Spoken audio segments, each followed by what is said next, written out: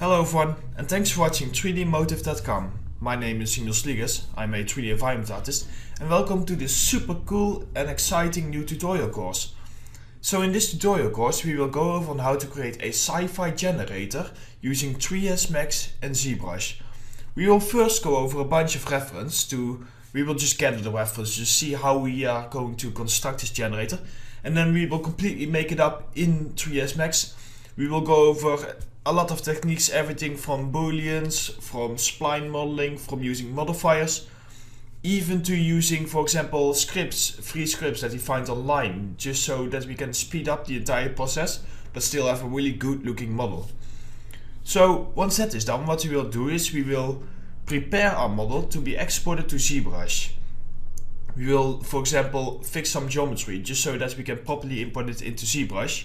And then into Zbrush, once it's all imported and working, we will start turning it into a high poly. We will make sure that the edges are still nice and smooth, so that we can later on use it as a game model. And for the rest, what we will do is we will go over on how to create custom alphas, and we will then start adding a lot of extra details in Zbrush to our model. These are different details, things like, for example, bolts, or for example vents, or even wires, just to really add a nice amount of detail to our model quite quickly and easily.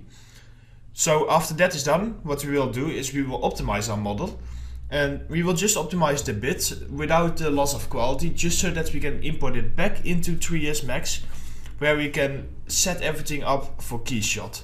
So we will, for example, for the Keyshot setup, go over on how to assign new materials to our model, how to have correct positions, just to get everything working really well immediately when we import it into Keyshot. And then, of course, as you might have guessed, we will go over and we will go into Keyshot, where we will start by rendering out our model. We will make a nice and clean render, but still have quite a few advanced features to it. So that's it for this tutorial course.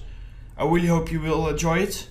I hope you liked it. My name is Emil Sliegers, and thanks for watching 3dmotive.com.